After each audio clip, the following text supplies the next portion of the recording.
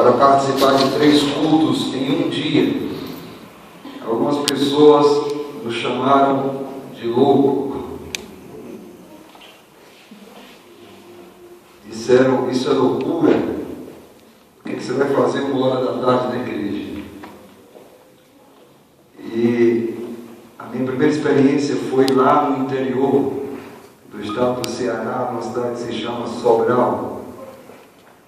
Uma cidade que faz muito calor. Eu acho que é uma das cidades mais lindas lá do estado do Ceará. A gente gosta de dizer que ali o urubu ele voa com a asa só, porque a outra é para se abanar.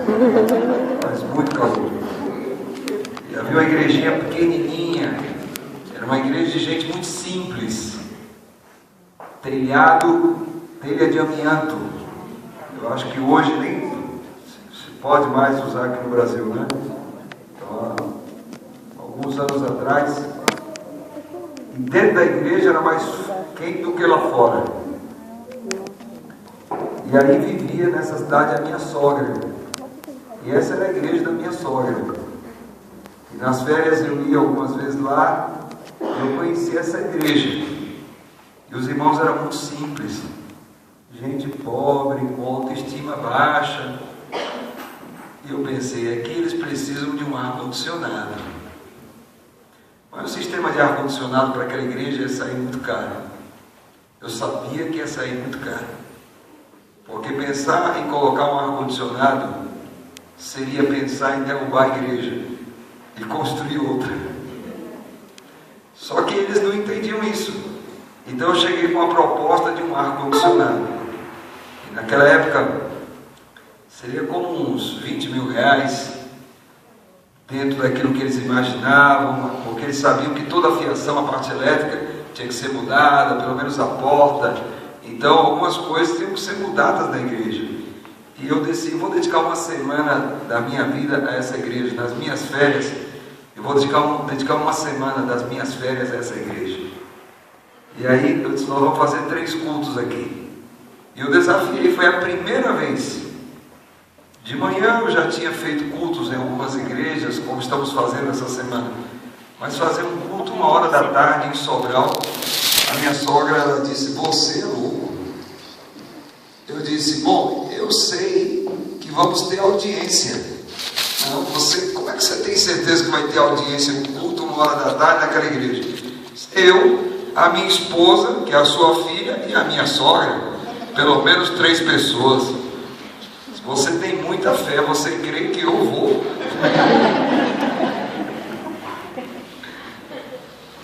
O fato é que no primeiro dia a minha sogra não foi. Ela não estava se sentindo bem porque fazia muito calor. E aí nós chegamos ali e eu não imaginava, não esperava muita gente, mas a ideia era usar o templo como lugar de oração, né? A Bíblia diz, minha casa será chamada a casa de oração para todos os povos. E eu acho que a gente usa muito pouco o templo como lugar de oração. Nós temos um culto na semana que a gente chama culto de oração, né? O culto da quarta-feira, na maioria das igrejas adventistas na América do Sul, é considerado culto de oração. Mas na maioria das igrejas, se você for avaliar e marcar o tempo que se dedica à oração mesmo desse culto, talvez não chegue a 10 minutos.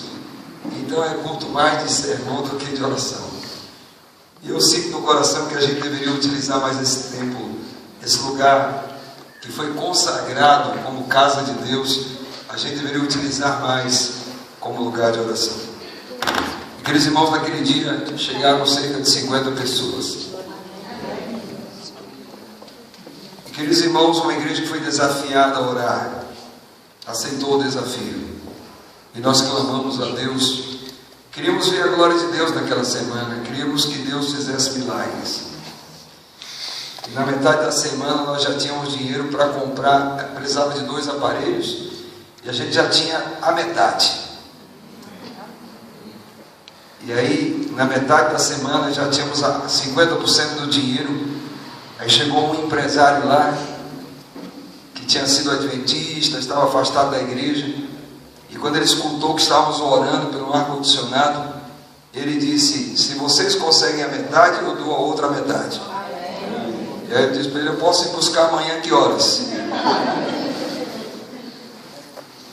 final da semana, já tínhamos o dinheiro para o ar-condicionado. Só que quando o técnico veio olhar e observar a igreja, viu que as paredes eram tortas. Então a igreja mesmo, ela já estava num lugar inseguro e impróprio. Ela foi muito mal construída e representava um risco para os irmãos. Então, para colocar o ar, tinha que derrubar as paredes. Então, se vamos derrubar as paredes, vamos construir outra igreja. E aí Deus foi abençoando. Irmãos, depois daquela semana, essa igreja nunca mais foi igual.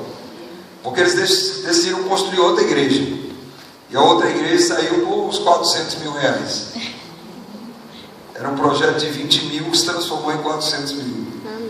E hoje uma das igrejas mais bonitas do estado do Ceará está lá em Sobral. A igreja central de Sobral. E Deus foi trazendo pessoas para essa igreja. É uma igreja que hoje tem empresários.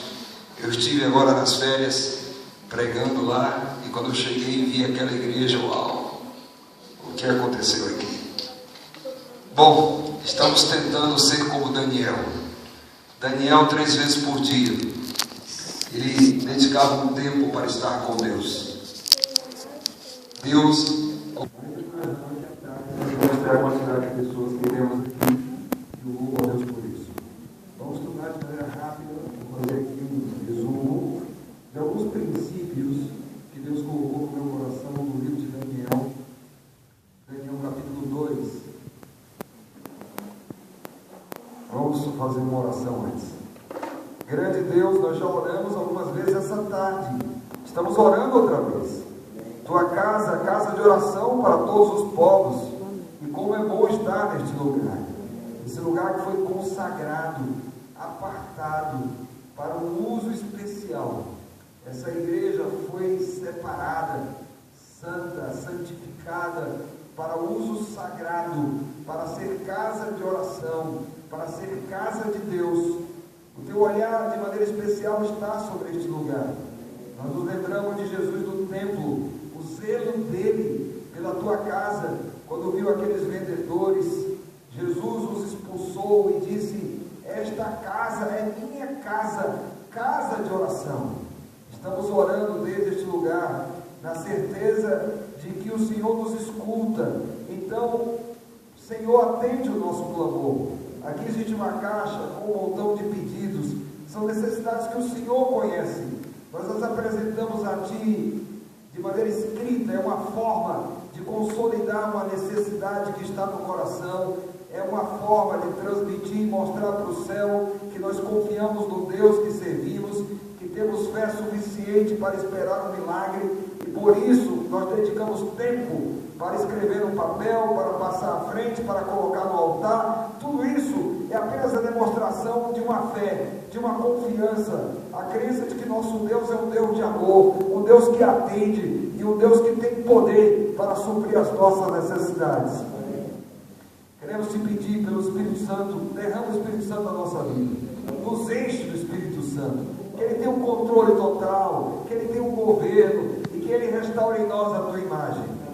Oramos pelo seminário sábado, prepara esta igreja, nos prepara, nos surpreende, Senhor, com a tua bênção. Oramos pela Santa Ceia também, na sexta-feira à noite, nos prepara para esta Santa Ceia. Abençoa, tudo está sendo preparado, que essa Santa Ceia marque um antes e um depois na vida dessa igreja. Oramos pelas pessoas que precisam se batizar sábado. Vamos terminar essa semana extraordinária com a maior de todas as festas, a festa do batismo. Traz as pessoas, Senhor, e nos dá a alegria de fechar essa semana com a alegria do céu e com grande alegria no nosso coração. Oramos pela reforma dessa igreja. Envia os recursos, cura nosso coração do egoísmo, da incredulidade, gera em nós espírito de dadivosidade, na certeza de que o que entregamos para o Senhor, de todas as maneiras, redundará em bênção para nós. Agora vamos estudar a tua palavra, queremos escutar a tua voz, que fale Deus e se cale o homem. É o nosso pedido em nome de Jesus. Amém. Bom, se você dissesse para mim, pastor, quando você começa a ler o capítulo 2 de Daniel, uma palavrinha que vem à tua mente, a primeira palavra. Para mim a primeira palavra é crise, crise. Eu começo a ler o capítulo 2 de Daniel e vem a palavra crise. E vocês vão entender por quê. Capítulo 2, versículo 1 diz: no segundo ano do reinado de Nabucodonosor, teve este um sonho, o seu espírito se perturbou e passou-se o sono. Versículo 2: então o rei mandou chamar os magos, encantadores, feiticeiros, caldeus, para que declarassem ao rei quais lhe foram os sonhos, e eles vieram e se apresentaram diante do rei. Bom, o capítulo 2 começa com um rei em crise. Nabucodonosor era o rei de Babilônia, da nação mais poderosa da terra. Ele não conhecia Deus, ele não servia ao Deus que nós servimos. Era um homem arrogante. Pense num homem arrogante. Eles consideravam a si mesmo um Deus. Os babilônicos eram muito supersticiosos, acreditavam muito nos sonhos. Então, uma noite, ele dormiu e teve um sonho. Ele acordou de manhã com a impressão de que havia sonhado, mas ele não se lembrava do que havia sonhado. Alguém aqui já passou por essa experiência? Se acordar de manhã, eu tive um sonho aí à noite, o que eu sonhei, e você não lembrava o que sonhou. Alguém já passou por isso? Os entendidos dizem que nós sonhamos todas as noites, mas nós nunca lembramos, nem sempre lembramos. Mas o fato é que ele acordou de manhã com essa impressão. Então ele chama os encantadores, os sábios, os magos, os astrólogos, toda essa gente. E ele diz: eu tenho um problema. Ele amanhece em crise, é um rei que está em crise. Então ele disse: resolvam o meu problema, digam para mim o que eu sonhei, e eu quero que vocês também me deem interpretação do sonho. Mas os magos disseram: por favor, conta o sonho. E aí vamos dar a interpretação. Eles: não, eu não lembro. Vocês têm que dizer o que eu sonhei e vocês têm que dar a interpretação.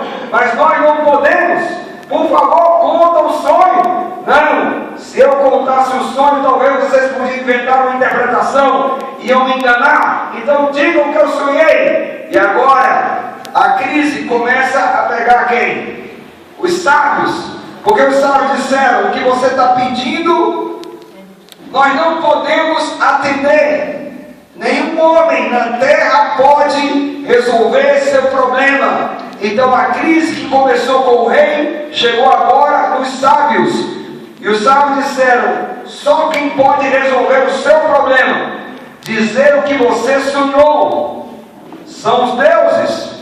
Mas os deuses não moram com os homens. Então não temos comunicação com eles. Eles também não podem resolver. Então a crise chegou no rei, a crise alcançou os sábios, e agora a crise chegou em quem? Nos deuses. Os deuses também não podem resolver.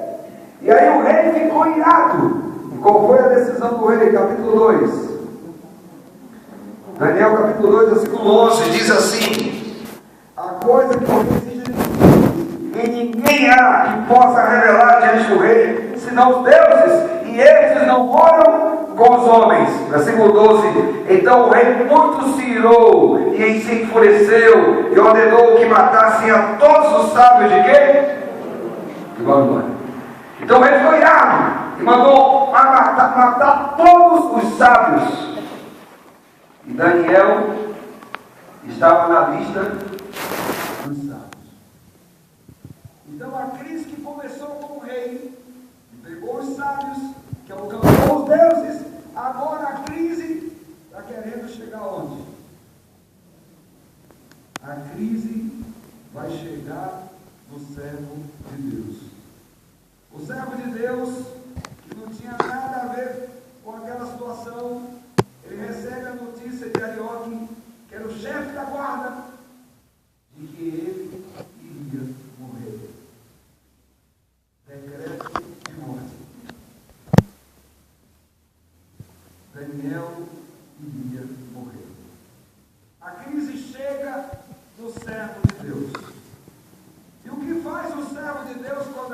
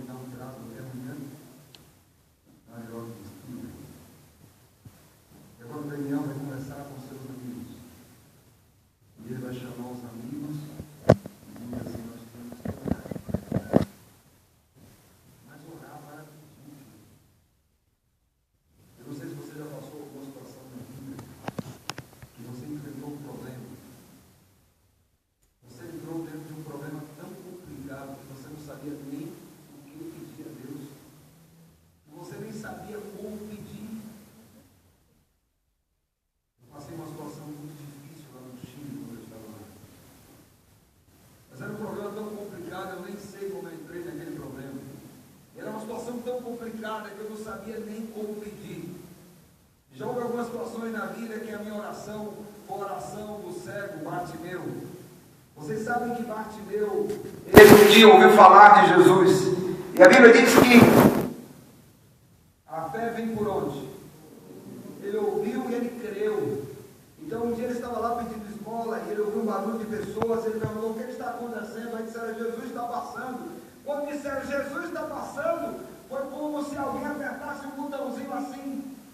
Quando disseram Jesus está passando, Jesus, filho de Davi, tem misericórdia. E ele grita uma vez, duas vezes, três vezes. E a multidão, algumas pessoas faziam parte da multidão, olharam para o cego e disseram: grita um pouquinho mais alto, porque senão ele não vai escutar. Você está gritando muito baixo. Não é assim que vocês conhecem a história?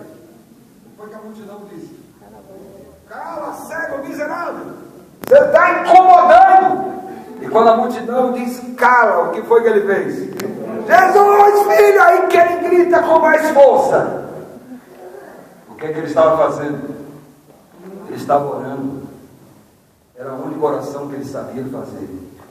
Essa oração que vinha do fundo da alma, ela chegou ao coração de Deus. Porque Deus não escuta as nossas palavras, Deus escuta o nosso coração. Eu já passei uma situação na vida que eu não sabia nem o que pedir. Eu estava diante de um problema que eu não sabia como entrei nele e não sabia como sair dele. E o único que eu dizia era: Jesus, filho de Davi, tem misericórdia de mim. Eu não sei como entrei aqui, não sei como sair daqui. E o meu clamor era: Jesus, filho de Davi, tem misericórdia de mim. Por que eu estou dizendo isso? Porque Daniel, naquele dia, ele tinha que fazer um pedido a Deus. E o que ele ia pedir? Senhor, nessa noite que passou, o rei teve um sonho. Eu não sei qual foi o sonho que ele teve. O que eu sei é que esse miserável pecador é um intemperante, que bebe, come demais. De repente, à noite, ele comeu demais, bebeu, foi dormir. Quando a gente come muito à noite e vai dormir, o que acontece? Então Daniel podia ter pensado assim: esse miserável pecador comeu demais, foi dormir, teve um pesadelo, acordou de manhã, não sabe o que sonhou, ou que pesadelo teve, e agora eu sou culpado.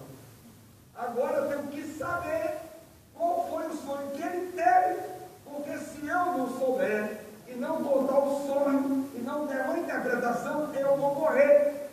Então você imagina o que é que Daniel tem que pedir a Deus? Daniel, ele não sabia que aquele sonho era um sonho de Deus. Ele só veio saber depois.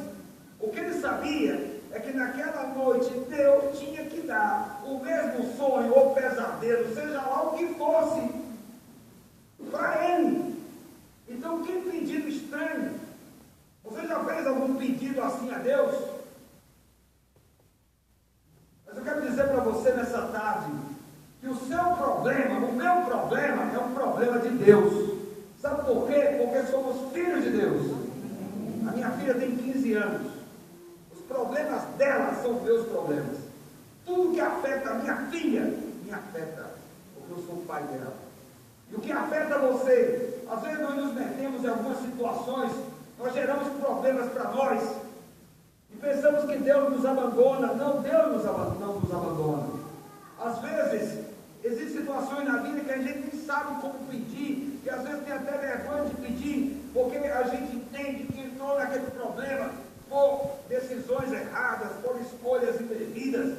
Mas Deus é um pai de amor. Daniel sabia que seu Deus era um pai de amor. Então Daniel, ele sabia que no outro dia ia morrer, estava condenado à morte, todos os sábios iam morrer. Então ele vai e ora a Deus: ó Deus, o mesmo sonho, o pesadelo, seja lá o que for que o rei teve à noite, que eu tenho que ter essa noite. Então o Senhor resolve esse problema, porque senão amanhã eu vou morrer. E eu sei que o Senhor quer que eu continue vivo, e a minha vida está nas tuas mãos. Então ele orou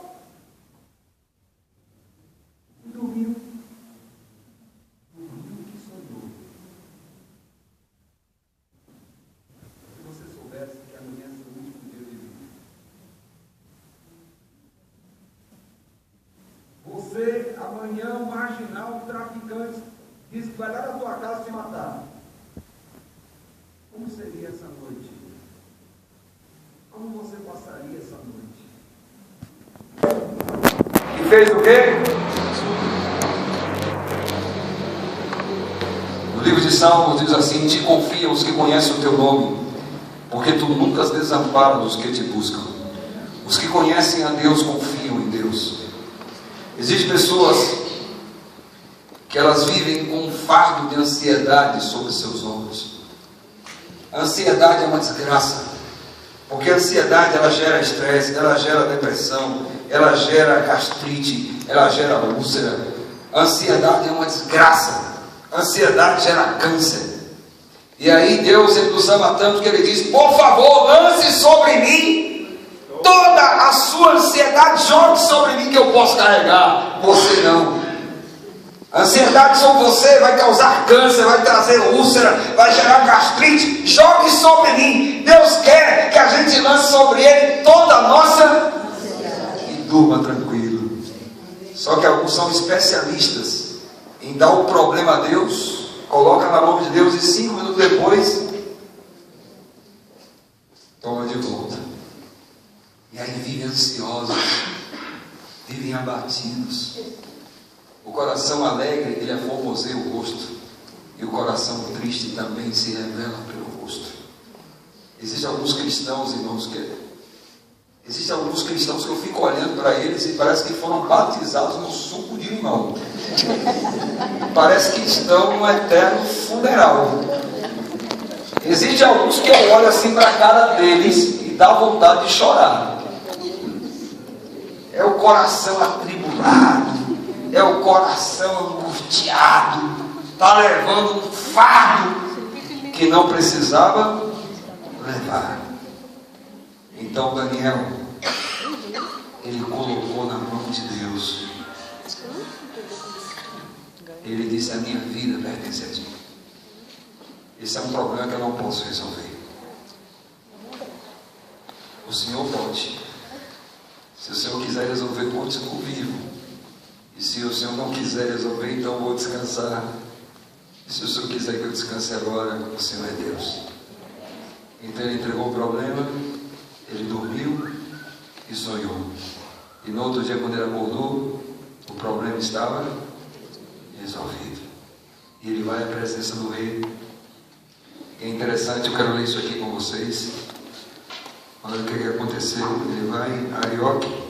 Aí Arioque leva Daniel à presença do rei.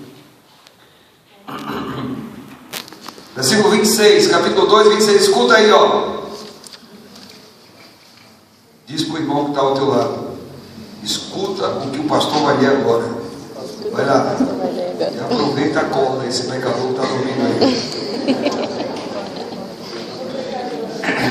Diz assim: respondeu o rei e disse a Daniel, cujo nome era o quê? Podes tu fazer-me saber o que vi no sonho e a sua interpretação? Para aí. Aí Arioque chegou, né, e disse assim: aquele problema lá, que ninguém pode resolver, nenhum sábio, nem os deuses, eu encontrei um que vai resolver. Eu encontrei Daniel. Daniel vai resolver teu problema, rei.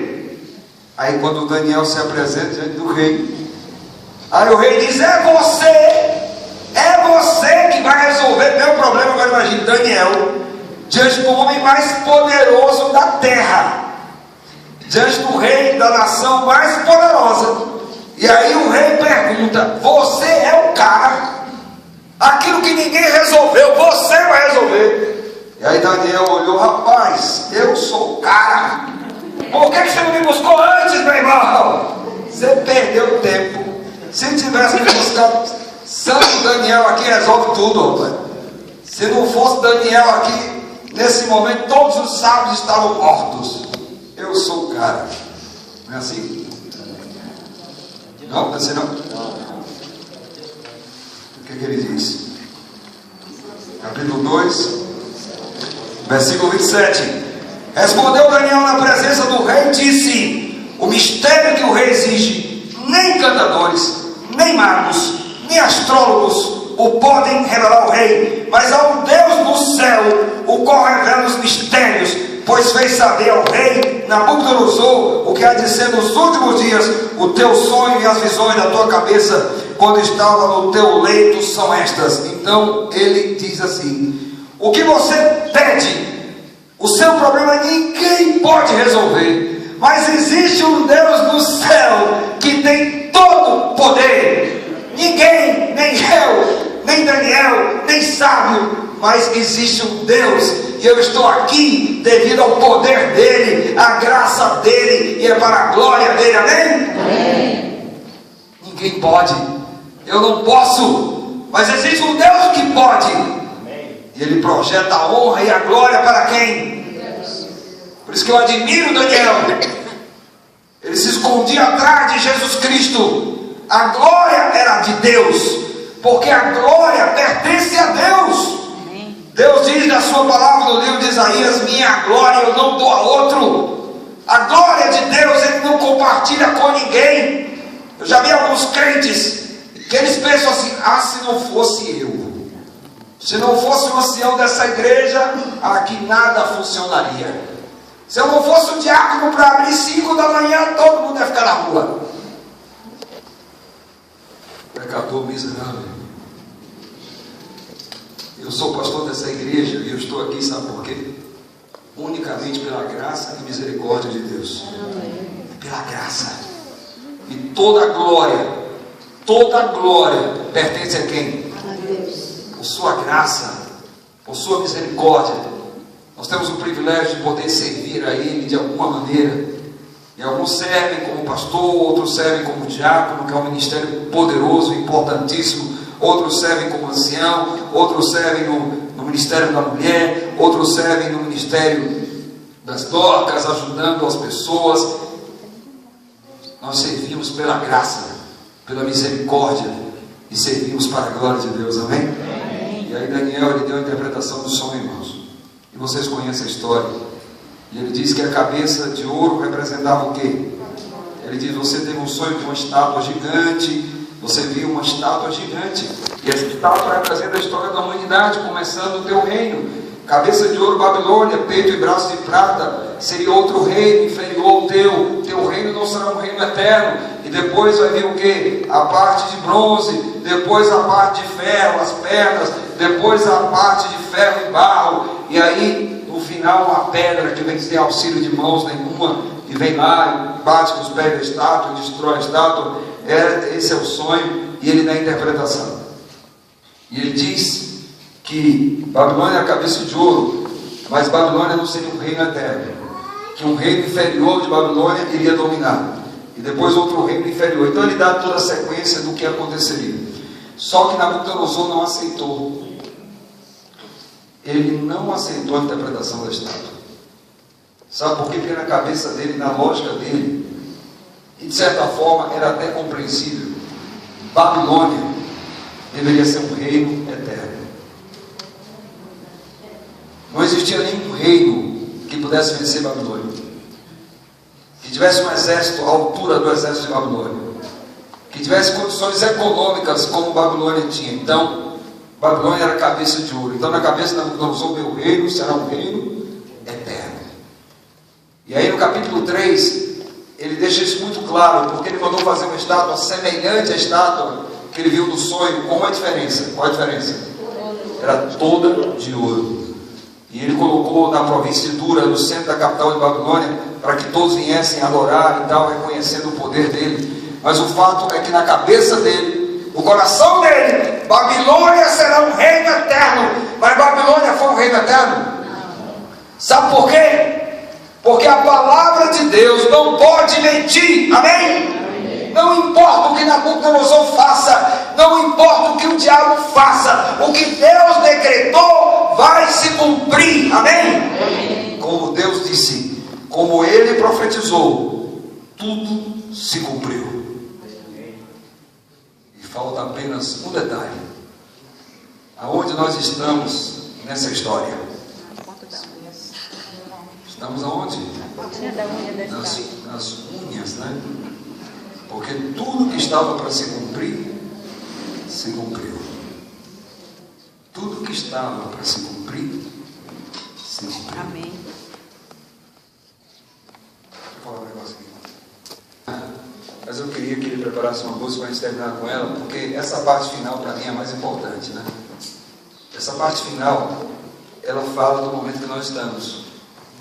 Então, assim, tudo que estava para acontecer já aconteceu. Reis, homens poderosos da terra e o diabo fizeram um montão de coisas para que as coisas não se cumprissem como Deus indicou. Só que a palavra de Deus não pode mentir. E isso é extraordinário. Meu Deus não pode mentir.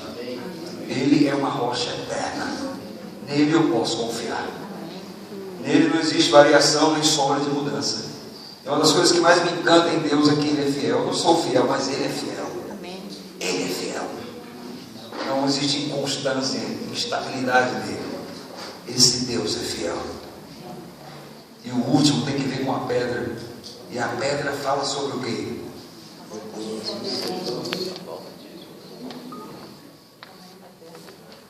A pedra fala da volta de Jesus Cristo. Então, Cristo não virá. Cristo já está vindo. Amém. Cristo está chegando, irmãos. Cristo está chegando. E que sentimento vem no teu coração quando você pensa nisso? O que significa a volta de Cristo para você? Irmãos, a volta de Cristo para mim é a bendita esperança e a razão da minha vida. Eu sou apaixonado pela volta de Jesus. Todos os dias eu penso na volta de Jesus. Todos os dias eu oro. Todos os dias eu pergunto, Senhor, será hoje um grande dia? Será hoje o dia? Quando eu estava saindo do Brasil, quando eu fui para o Chile, a minha mãe não queria que eu fosse para o Chile. A minha mãe dizia, não quero que você saia do país. Eu perguntei, por quê, mãe? Eu tenho medo. Mas medo de quê? De que quando você regresse eu não esteja mais viva. Mas mãe, a senhora é jovem, fique tranquila. Não, eu queria que você estivesse aqui. Eu não quero que você vá para outro país. Mas Deus vai cuidar de nós. E queridos irmãos, eu fui sair do Brasil. E um dia, lá no Paraguai, eu recebi um telefonema que dizia, filho, preciso de você rápido aqui. A sua mãe teve um problema. Ela teve um ataque no coração. E a sua mãe faleceu. Preciso que você venha para me ajudar. Então eu peguei o avião e fui para o sepultamento de minha mãe.